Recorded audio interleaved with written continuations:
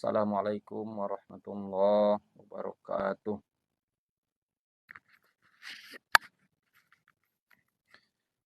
Baik, rekan-rekan sekalian, malam ini kita kembali membacakan taklim mengenai kitab tafsir Ruqyah, Jin, Sihir, dan terapinya. Ini mengenai akidah dan agama jin. Dalam masalah ini, bangsa jin persis seperti umat manusia. Di antara mereka ada yang beragama Islam, Nasrani, dan Yahudi. Bahkan pemeluk Islam dari kalangan mereka sama seperti pemeluk Islam dari kalangan umat manusia. Ada yang beraliran Qadariyah, Syiah, Ahlu Sunnah, Ahli Bid'ah, dan yang lainnya. Di samping itu, dari mereka ada yang patuh dan ada yang durhaka. Ada yang bertakwa, serta ada yang durjana. Allah Subhanahu wa Ta'ala memberitahukan perihal bangsa jin ketika mereka mengatakan wa anna minas solihuna wa minna duna zalik. Zalika kunna tara'iqa qidada. Dan sesungguhnya di antara kami ada orang-orang yang saleh, dan di antara kami ada pula yang tidak demikian halnya. Kami menempuh jalan yang berbeda-beda. Surat Al-Jin ayat 11. Abdullah bin Abbas radhiyallahu anhu berkata, maksud dari lafal kami menempuh jalan yang berbeda-beda adalah di antara kami ada yang beriman dan ada juga yang kafir. Maksudnya jin itu ya. Ibnu Taimiyah berkata, maksud dari kalangan kami menempuh jalan yang berbeda-beda adalah berbagai mazhab yang berbeda-beda. Ada yang muslim, ada yang kafir, ada aliran ahlu sunnah, ada juga ahlul bid'ah. Ahlu sunnah itu maksudnya rekan-rekan sekalian adalah orang yang selalu mengamalkan sunnah-sunnah Nabi, ya, contoh-contoh Nabi, perbuatan, perkataan, dan keizinan Nabi. Sedangkan ahlul bid'ah itu yang menambah-nambahkan apa yang tidak diperbuat Nabi, menambah-nambahkan perbuatan tersebut. Kemudian yang berikutnya, apakah jin mukmin akan masuk surga? Nah, ini. Kalau tadi itu mengenai akidah dan agama bangsa jin ya, maksudnya jin itu. Kemudian apakah jin mukmin akan masuk surga? Para ulama baik dari kalangan salaf maupun khalaf telah bersepakat bahwa jin kafir akan masuk neraka. Tetapi mereka berbeda pendapat mengenai jin mukmin. Apakah mereka akan masuk surga seperti halnya manusia yang beriman? Al-Hafiz Ibnu Hajar Al-Asqalani berkata, ada 4 pendapat para ulama mengenai hal ini. Pendapat pertama, jin muslim juga akan masuk surga. Ini adalah pendapat mayoritas ulama. Kemudian pendapat yang kedua, mereka maksudnya jin muslim tersebut bertempat tinggal di dalam surga. Pendapat ini dinukil dari Imam Malik dan segolongan ulama yang lain. Pendapat yang ketiga, mereka termasuk golongan Ashabul A'raf, golongan yang berada di atas pagar yang terletak di antara surga dan neraka. Pendapat yang keempat, tidak memberikan jawaban mengenai hal ini. Jadi ada 4 pendapat ini. Para ulama kita mengenai jin ini masuk surga atau tidak. Wallahualam ya. Ini kita membacakan pendapat Ibnu Hajar Al-Asqalani. Kemudian Ibnu Katsir berkata, pada hakikatnya jin mukmin sama persis dengan manusia yang beriman. Mereka akan masuk surga, dan ini adalah menurut mazhab jumhur ulama salaf. Sebagian dari mereka mengambil dalil dalam menyatakan hal ini dari firman Allah Subhanahu wa taala. A'udzubillahi minasyaitonirrajim. Bismillahirrahmanirrahim. Lam yatmishunna insun qablahum wala jan. Mereka, bidadari-bidadari surga itu tidak pernah disentuh oleh manusia sebelum mereka, yakni penghuni-penghuni surga yang menjadi suami mereka, dan tidak pula oleh jin. Surat Ar-Rahman ayat 74. Tetapi pengambilan dalil dari ayat ini masih perlu dipertimbangkan lagi. Dalil yang lebih tepat adalah firman Allah Subhanahu wa taala, "Waliman khofa maqama rabbih jannatan. Fabi ayyi ala rabbikuma tukadziban." Dan bagi orang yang takut akan saat menghadap Robnya, ada dua surga. Maka nikmat Tuhan kamu yang manakah yang kamu dustakan? Surat Ar-Rahman ayat 46-47. Yang dimaksud dua surga di sini adalah yang satu untuk manusia, yang satu lagi untuk jin. Ada juga ahli tafsir yang berpendapat surga dunia dan surga akhirat. Allah Subhanahu wa taala memberikan karunia berupa surga kepada mereka yang berbuat kebajikan dari kalangan jin dan manusia. Ucapan syukur bangsa jin atas turunnya karunia Allah ini lebih mendalam dibandingkan bangsa manusia. Karena mereka mengatakan, tidak ada sedikit pun dari berbagai karuniamu yang kami dustakan, wahai Rob kami. Hanya untukmulah segala puji. Oleh karena itu, Allah Subhanahu wa taala tidak akan menganugerahkan kepada mereka kenikmatan yang tidak bisa mereka raih. Saya katakan hal ini mengisyaratkan kepada hadis yang diriwayatkan oleh Imam Tirmizi dari Jabir bin Abdullah radhiyallahu an, bahwa dia berkata, Rasulullah Shallallahu alaihi wasallam pernah membaca surat Ar-Rahman hingga khatam. Lalu beliau bersabda, "Mengapa kalian hanya diam? Sesungguhnya jawaban dari kalangan jin lebih baik daripada kalian. Setiap kali aku membacakan Fabi ayyi ala rabbikuma tukadziban, maka nikmat Rabb kamu yang manakah yang kamu dustakan?" Jadi rekan-rekan sekalian, di dalam surat Ar-Rahman ini kalau nggak salah pernah saya hitung itu ada satu ayat yang diulang-ulang yang berbunyi Fabi ayyi ala rabbikuma tukadziban.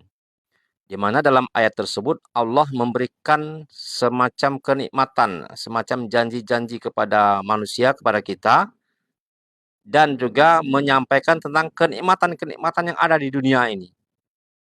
Maka setiap ayat tersebut dibaca, kenikmatan dunia ini ada, maka akan disusul kalimat berikutnya.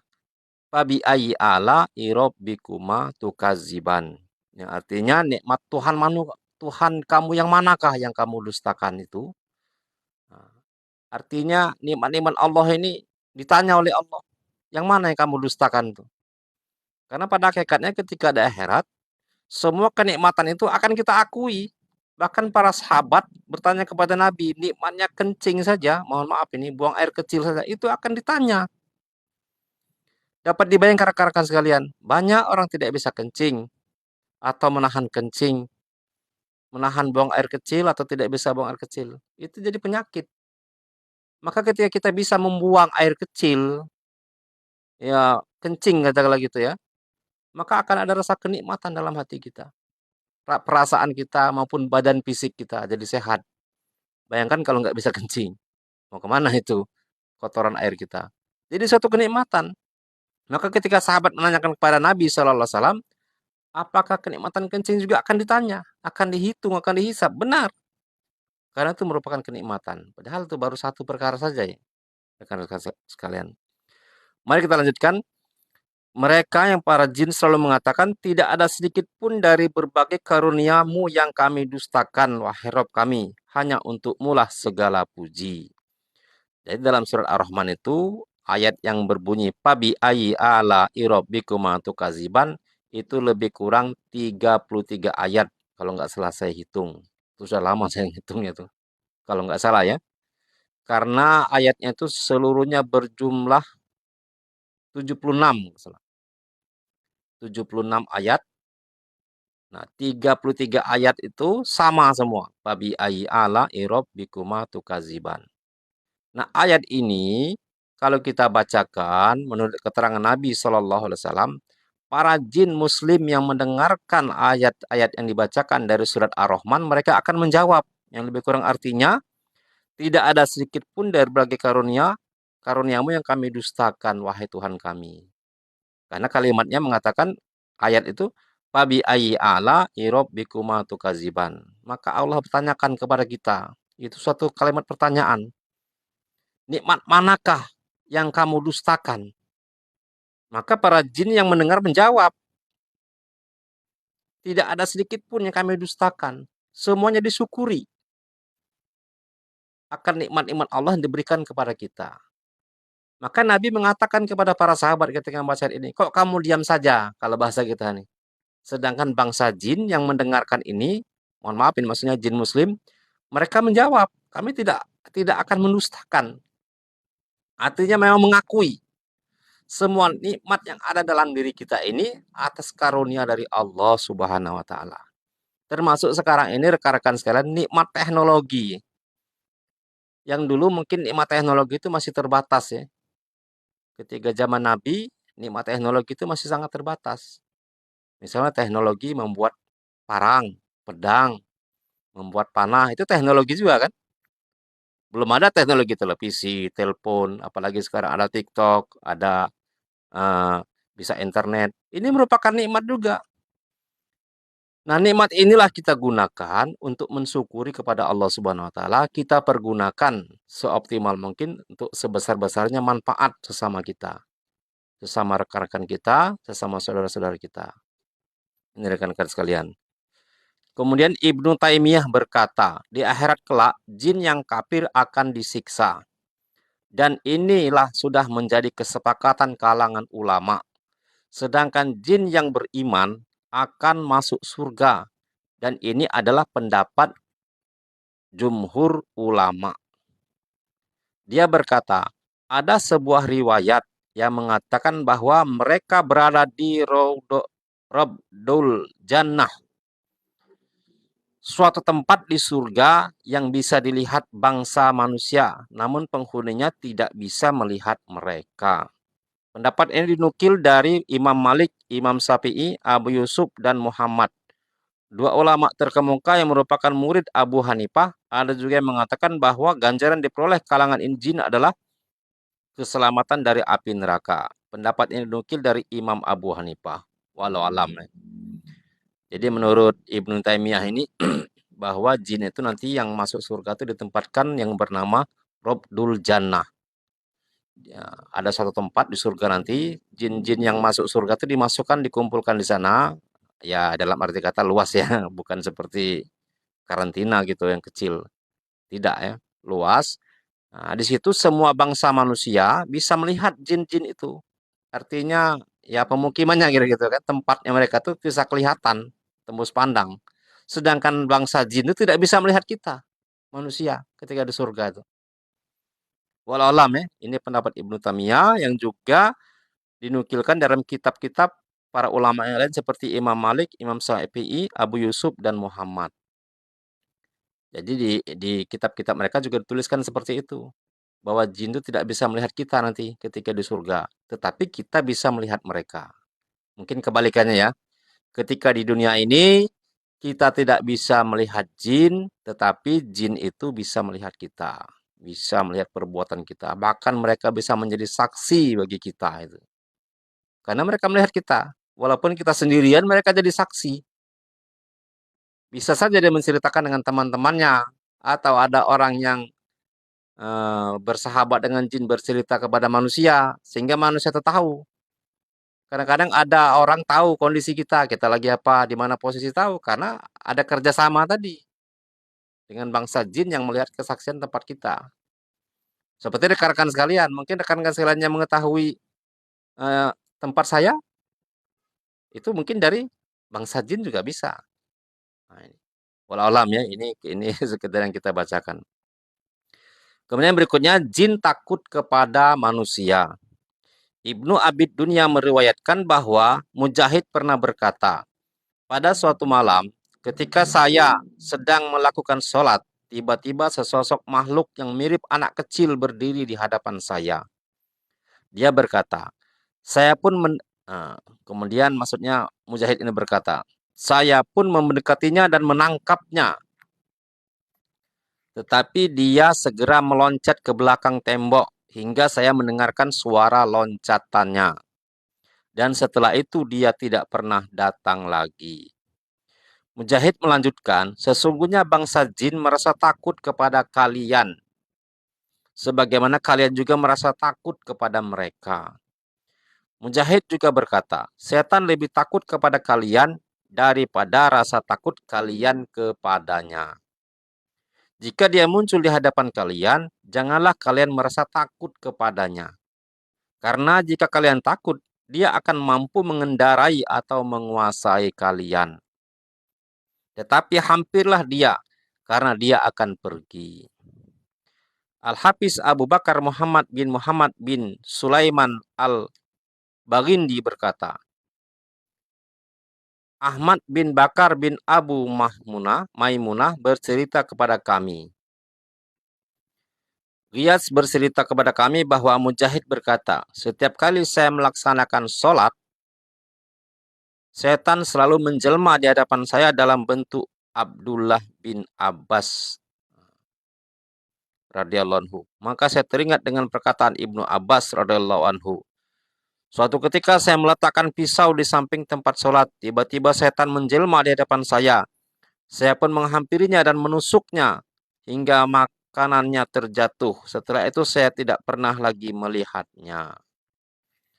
Al-Hafiz Al-Baghindi ini pernah beri komentari Al-Hafiz Ibnu Hajar.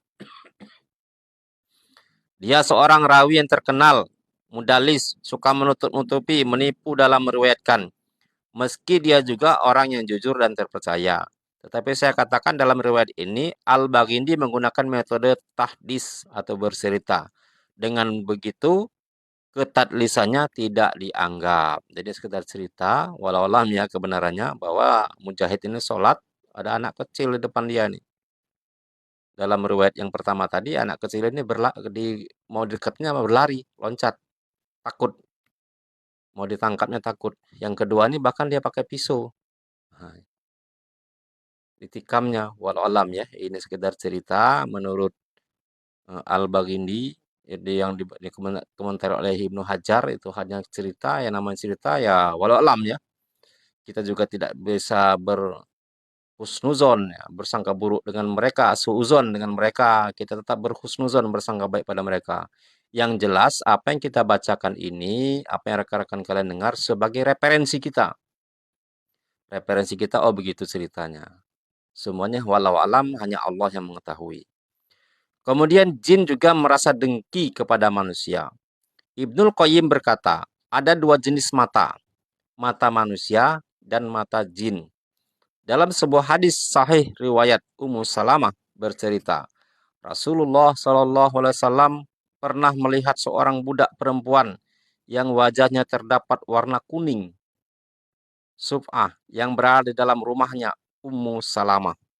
Maka beliau bersabda, bacalah ruqyah untuk sarana perlindungan diri darinya.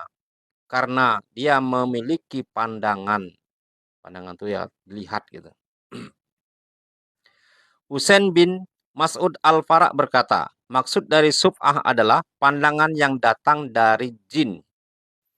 Saya berkata, hadis ini diriwayatkan oleh Syekhoni, Imam Bukhari dan Muslim. Syekhoni ini mengambil dari Imam Bukhari dan Muslim. Imam Tirmizi meriwayatkan sebuah hadis yang dianggap hasan oleh Nasa'i dari Abu Sa'id Al-Khudri radhiyallahu anhu. Ia berkata bahwa Rasulullah SAW berlindung dari bangsa jin dan pandangan manusia sampai diturunkannya surat Al-Mu'awwizatun, Al-Mu'awwizatain. Kadang disebut Al-Mu'awwizatun ya. Jadi surat Al-Falaq dan surat An-Nas. Maka beliau pun meninggalkan bacaan yang lain. Sampai di sini jelaslah bagi kita bahwa bangsa jin terkadang merasa dengki kepada manusia. Adapun terapi terhadap gangguan jin karena kedengkiannya nanti akan kita sebutkan pada serial yang berikutnya. Jadi rekan-rekan sekalian, itu ada namanya pandangan mata. Pandangan mata jin dan pandangan mata manusia. Memang mata kita ini sebenarnya punya kekuatan. Salah satunya kekuatan ain. Ya. Ada istilah dalam agama tuh, jangan sampai kita terkena penyakit ain. Penyakit ain itu adalah pandangan yang tajam dalam waktu lama disertai dengan emosional. Ini mempengaruhi. Baik mempengaruhi orang yang dipandang maupun yang dipandang. Maka Nabi ini diajarkan oleh Allah Subhanahu wa taala beberapa surat-surat sebelumnya, namun setelah turun surat Al-Falaq dan An-Nas cukup membacakan ayat tersebut. Yang berbunyi auzubillahi minasyaitonirrajim. Bismillahirrahmanirrahim. Qul a'udzu birabbil falaq min syarri ma khalaq wa min syarri ghasiqin idza waqab wa min syarrin naffatsati fil 'uqad wa min syarri hasidin idza hasad. Bismillahirrahmanirrahim. Qul a'udzu birabbin nas, malikin nas, ilahin nas, min syarril waswasil khannas, allazi yuwaswisu fi sudurin nas, minal jinnati wan nas.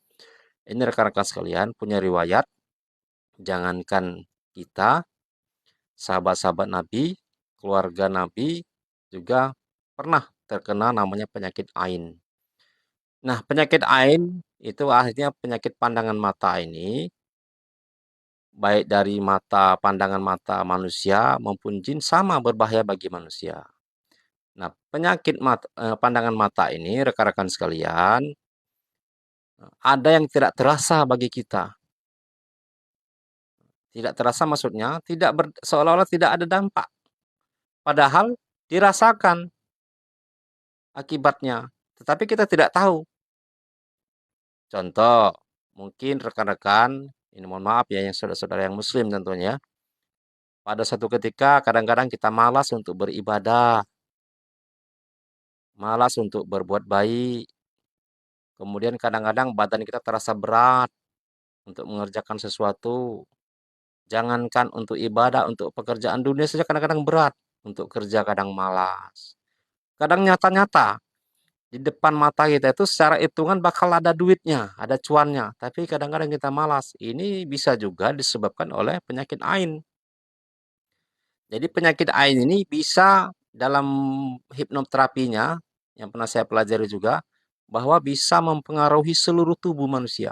Mempengaruhi tubuh manusia. Berakibat mempengaruhi tubuh manusia, dan manusia ini akhirnya jadi malas. Ada sesuatu yang di luar kebiasaan kita. Ini bisa diduga, mungkin salah satu antaranya karena penyakit pandangan ain tadi. Demikian juga ketika kita memarahi anak kita. Memarahi anak kita dengan pandangan mata yang tajam, dengan emosional, dengan kebencian yang tingkat tinggi. Ini kalau sampai titik puncaknya bisa menyebabkan anak kita demam, sakit, atau menyebabkan sesuatu yang lain lah. Mungkin jadi malas, jadi uring-uringan, jadi segala macam itu. Karena kenapa? Pandangan mata kita ini sangat berpengaruh sebenarnya. Makanya jangan kita menggunakan pandangan mata ini sembarangan. Dan kadang setan itu juga memasang mata kita ini untuk menariknya ke tempat-tempat yang dilarang.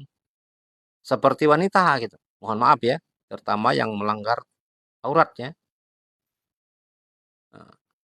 Dari dunia nyata sampai dunia online. Kalau di TikTok ini, kalau yang mohon maaf ya, kalau yang perempuan agak buka-buka sedikit,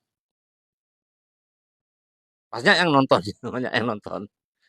betah ya. Di channelnya itu betah, di akunnya, di siaran live itu betah.